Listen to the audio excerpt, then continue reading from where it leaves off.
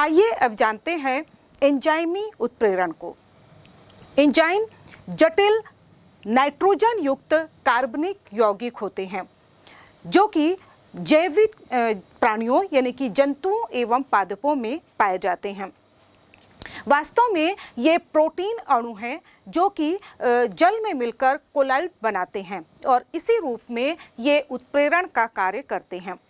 और चूँकि ये जीवित जीवों में पाए जाते हैं, अतः जीवों कि जंतुओं एवं पादपों में होने वाली जो जैविक प्रक्रियाएं हैं उन्हें संचालित करने के लिए होने वाली भिन्न भिन्न रासायनिक अभिक्रियाओं को उत्प्रेरित करने का कार्य करते हैं और इसीलिए इन्हें जैव उत्प्रेरक या बायोकेमिकल कैटलिस्ट कहा जाता है।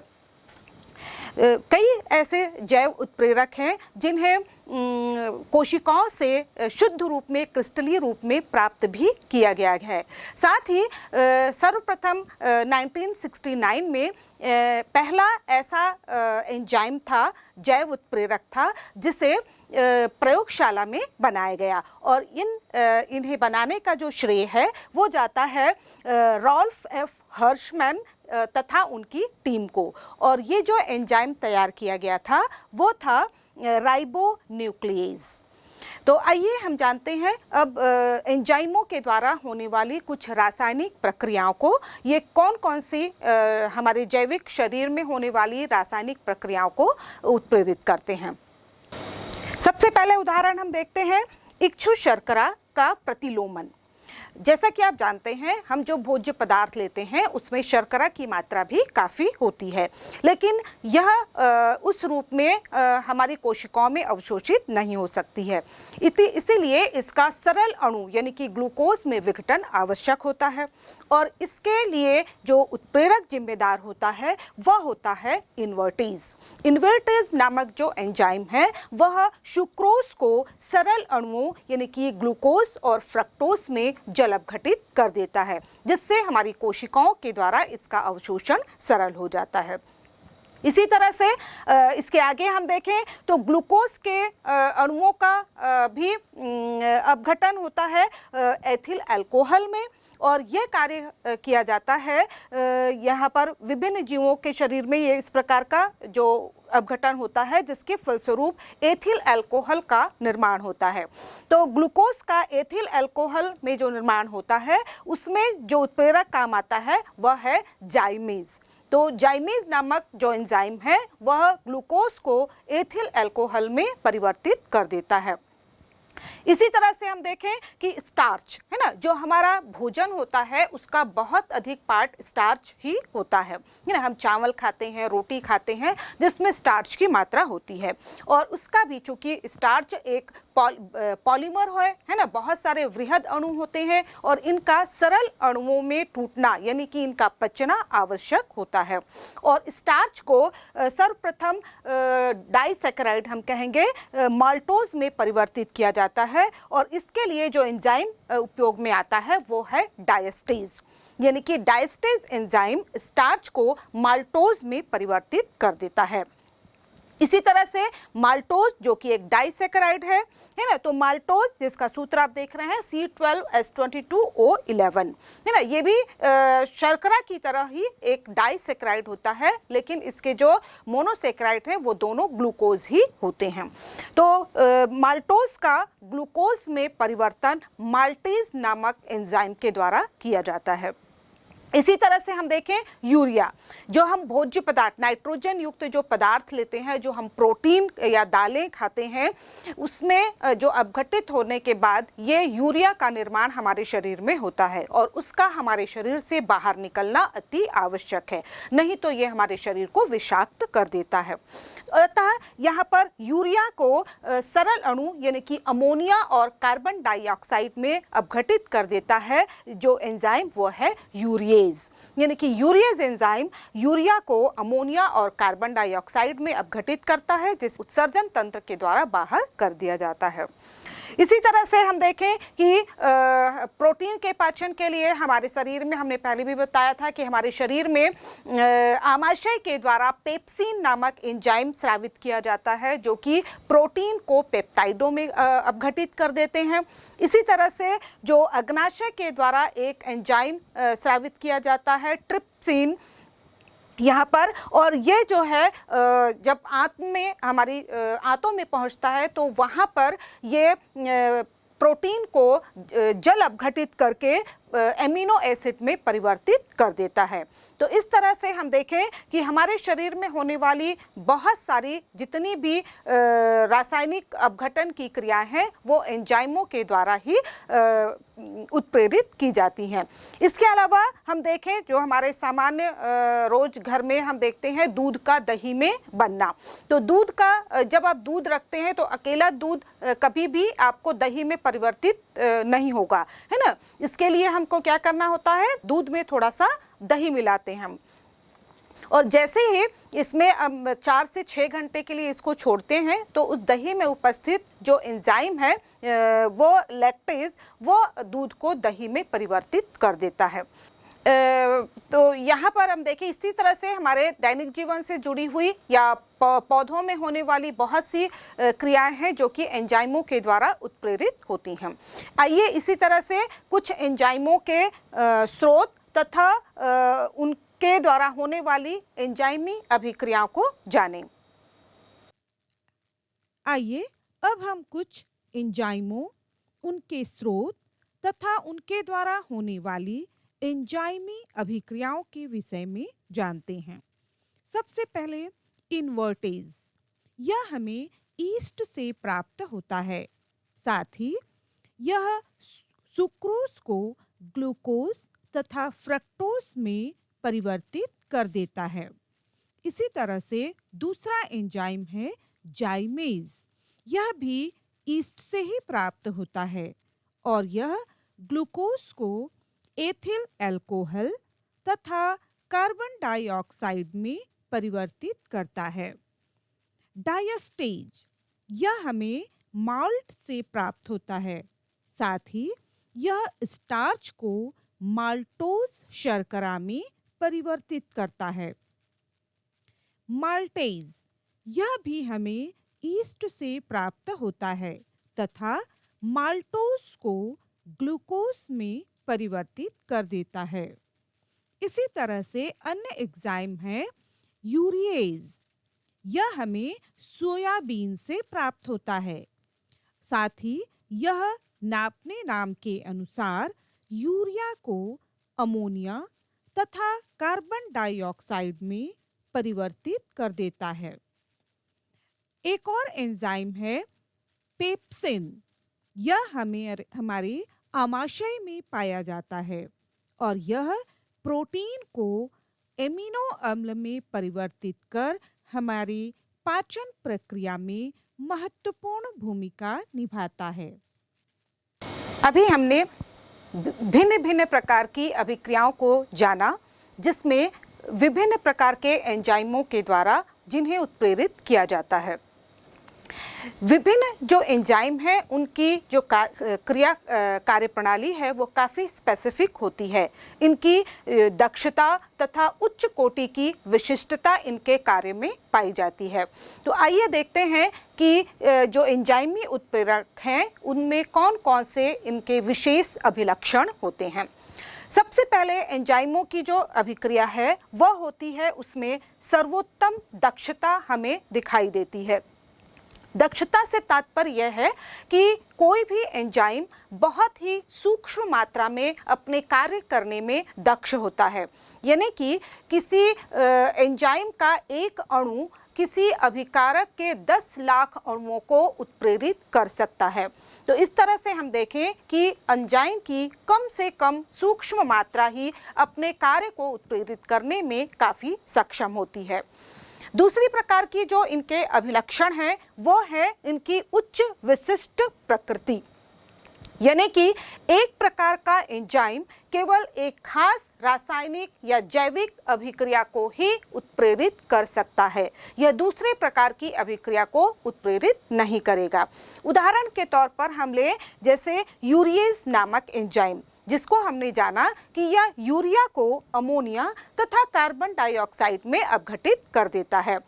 अब यूरिया जो कि एक प्रकार का एमाइड है, यदि हम चाहें कि यही यूरिएज एंजाइम किसी दूसरे एमाइड को उत्प्रेरित करके या अपघटित करके ये उत्पाद में परिवर्तित कर दे, तो ये संभव नहीं है। यह केवल यूरिया को ही अमोनिया तथा कार्बन डाइऑक्साइड में अपघटित करता है। तो इस प्रकार हम देखते हैं कि जो एंजाइमों की कार्य अभिरक्षण है उसमें इनकी जो विशिष्ट प्रकृति पाई जाती है। तीसरा प्रकार देखें हम कि इनके जो कार्य है वह एक इष्टतम ताप पर, यानी कि पर स्पेसिफिक ताप पर बहुत अधिक सक्रियता से ये अपना कार्य कर पाते हैं। प्रायः देखा गया है कि जो एंजाइमों की के लिए जो उच्च ताप या इष्टतम ताप होता है वह होता है 298 से लेकर 310 केल्विन तक, और जो कि हम जानते हैं हमारे शरीर का ताप भी 310 केल्विन यानी कि 37 डिग्री सेंटीग्रेड होता है। तो इसीलिए जैविक क्रियाओं या एंजाइमिक उत्प्रेरण के लिए ये सबसे अधिक इष्टतम ताप होता है, और यही कारण है कि हमारे शरीर के अंदर ताप जो प्रक्रियाएं हैं वो सरलता से हो पाती हैं। इसके बाद हम देखें कि इनकी जो प्रक्रिया है वो इष्टतम पीएच पर भी के द्वारा भी प्रभावित होती है। प्रायः जो एंजाइमी प्रक्रिया है या इनके एंजाइम की जो उत्प्रेरण प्रक्रिया है वह 5 से 7 पीएच पर सबसे अच्छी तरह से हो पाती है, और खासकर थोड़े से बेसिक यानी कि 7.4 पीएच जो कि हमारे रक्त का भी पीएच होता है उस पर ये काफ़ी अच्छी तरह से अपना उत्प्रेरण कार्य कर पाते हैं। इसके बाद हम देखें कि कुछ जैसे कि हमने देखा था कि सामान्य उत्प्रेरक होते हैं वो भी उत्प्रेरक वर्धक के द्वारा इनकी क्रिया प्रभावित होती है, साथ ही उत्प्रेरक मंदकों के द्वारा भी इनकी क्रिया प्रभावित होती है। ठीक उसी प्रकार जो एंजाइम्स होते हैं उनकी क्रिया भी सक्रियक एवं सह एंजाइम को एंजाइम्स के द्वारा प्रभावित होती है। यदि एंजाइम के साथ साथ यदि वहाँ पर कोई को एंजाइम जो कि खासकर विटामिन्स होते हैं, जो अप्रोटीनिक अणु होते हैं, यदि वो विटामिन्स उपस्थित हों तो इनकी क्रिया ज़्यादा अच्छी सक्रियता से हो पाती है। साथ ही साथ यदि यहाँ पर कोई सक्रियक हो, सक्रियक उन्हें कहा जाता है जैसे कोई धात्विक आयन, खासकर यहाँ पर देखिए जैसे sodium plus ion, manganese 2+ ion, cobalt 2+ ion, copper 2+ ion, यदि ये धातु आयन वहाँ पर उपस्थित होते हैं जो कि सक्रियक की तरह कार्य करते हैं, यदि ये धातु आयन उपस्थित होते हैं तो एंजाइमों की सक्रियता बढ़ जाती है। खासकर देखें कि यहाँ पर एमाइलेज नामक जो एंजाइम है वो सोडियम क्लोराइड की उपस्थिति में, जिससे कि सोडियम आयन प्राप्त होते हैं, उसकी उपस्थिति में इनकी जो एंजाइमिक प्रक्रिया है वह काफ़ी सक्रिय हो जाती है। इसी प्रकार देखें हम जो संदमक होते हैं या विष होते हैं उनकी उपस्थिति में इनकी अभिक्रियाशीलता में कमी भी आ जाती है। बहुत सारे ऐसे संदमक होते हैं या विष कारक होते हैं जो कि एंजाइमों की प्रक्रिया को कम कर देते हैं। इसका कारण ये होता है कि जो एंजाइमों की संरचना में जो इनके एक्टिव सेंटर होते हैं वहाँ पर ये संदमक जाकर वहाँ पर अधिशोषित हो जाते हैं और जो क्रियाकारी अणु हैं उनके लिए स्थान की कमी हो जाती है, और इस तरह से इनकी जो एंजाइमों की सक्रियता होती है वह कम हो जाती है। तो इस प्रकार हम देखते हैं कि जो एंजाइम हैं अपने कार्य में काफ़ी विशिष्ट भी होते हैं, काफ़ी दक्ष भी होते हैं, तथा कुछ परिस्थितियां होती हैं जैसे कि पीएच, विशेष तापमान या सक्रिय कारकों या कोएंजाइमों की उपस्थिति, ये सब इनकी क्रिया को बढ़ाती है। वहीं हम देखें कि जो संदमक हैं या विष कारक हैं वो इनकी अभिक्रियाशीलता को कम भी कर देते हैं। आइए अब हम जानते हैं एंजाइम उत्प्रेरकों द्वारा होने वाली जो उत्प्रेरकी परिघटना है उसकी क्रियाविधि किस प्रकार से होती है। जैसा कि मैंने बताया कि जो एंजाइम होते हैं वो कोलाइडल अवस्था में उत्प्रेरण का कार्य करते हैं और इनके जो कोलाइड अवस्था में जो इनकी सतह होती है, सरफेस होती है, उसमें विशिष्ट प्रकार के खांचे या कैविटीज पाए जाते हैं या जिसे हम कोटर कहते हैं। वास्तव में ये जो इनके कोटर या खांचे होते हैं ये किस विशेष अभिलाक्षणिक आकृति के होते हैं जिसमें कि कुछ सक्रिय समूह पाए जाते हैं जैसे कि एमिनो समूह, कार्बोक्सिलिक समूह, थायोएल्कोहल समूह, हाइड्रोक्सिल समूह इत्यादि। ये वास्तव में इन एंजाइमों के सक्रिय केंद्र हैं और जो अभिकारक अणु हैं जो इसके साथ आकर जिनको ये उत्प्रेरित करते हैं वो इन्हीं सक्रिय केंद्रों पर आकर जुड़ते हैं। अब जो यहाँ पर उपस्थित इनके जो सक्रिय केंद्र हैं जैसे कि आप चित्र में देख रहे हैं, इसमें जो अभिकारक अणु होंगे वही अभिकारक अणु यहाँ पर आकर इनके सक्रिय केंद्रों पे जुड़ पाएंगे जिनकी अनुपूरक आकृति होगी। अनुपूरक आकृति को बिल्कुल आप समझ सकते हैं जैसे कि एक विशेष जो ताला है जिसमें विशेष प्रकार के खांचे होते हैं, उसमें एक विशेष प्रकार के खांचों वाली चाबी या की ही उसके अंदर प्रवेश कर पाती है। ठीक उसी प्रकार यहाँ पर जो इनके सक्रिय केंद्र होते हैं उनमें एक विशेष प्रकार के जो अभिकारक अणु हैं वह ही इनके खांचों में यहाँ पर बैठ पाते हैं और इस तरह से सक्रिय समूह की उपस्थिति की वजह से फिर उनके बीच एक विशेष प्रकार का सकृत संकुल कॉम्प्लेक्स का निर्माण हो जाता है।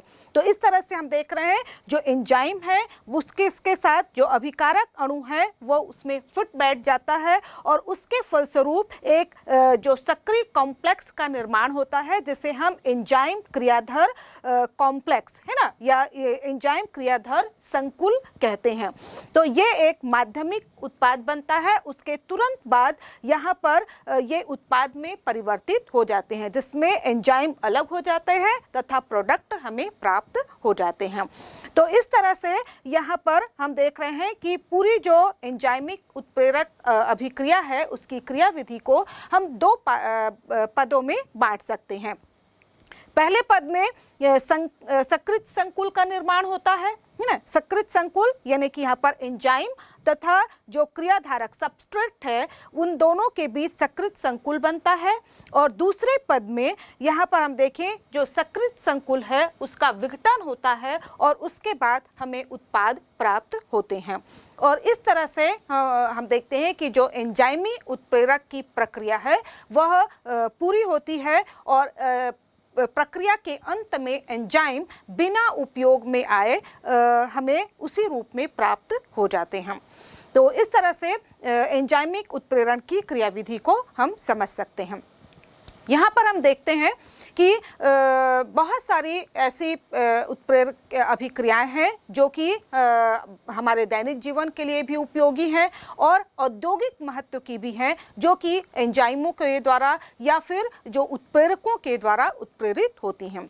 ऐसी ही कुछ औद्योगिक महत्व के प्रक्रमों को जानते हैं जहां पर जो कि उत्प्रेरकों के द्वारा उत्प्रेरित की जाती हैं।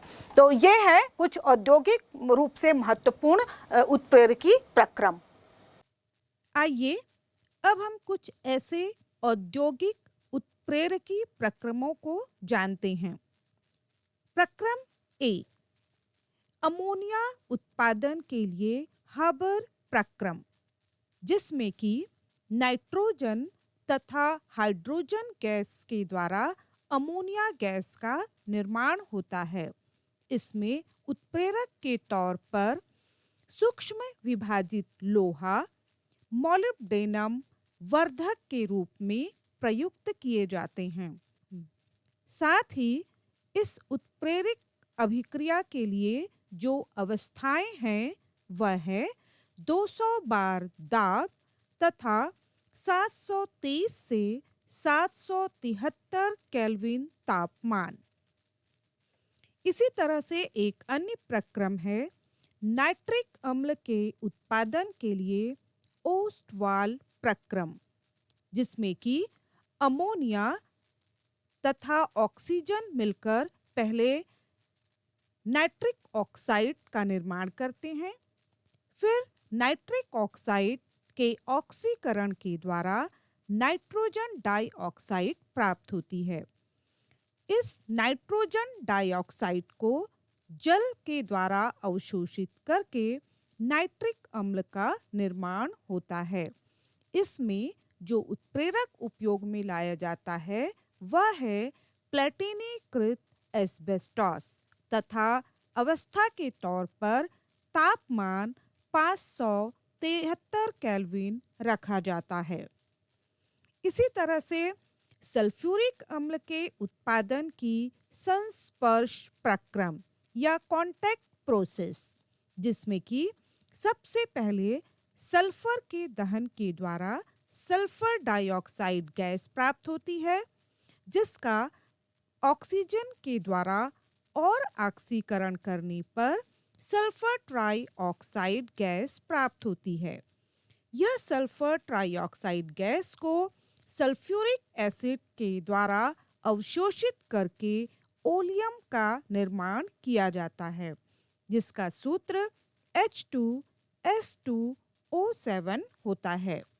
यह ओलियम जल में घुलकर सल्फ्यूरिक एसिड देता है। इसके लिए उत्प्रेरक जो प्रयुक्त किया जाता है वह है प्लेटिनीकृत एस्बेस्टॉस या वेनेडियम पेंटॉक्साइड तथा तापमान 673 केल्विन से 773 केल्विन के मध्य रखा जाता है।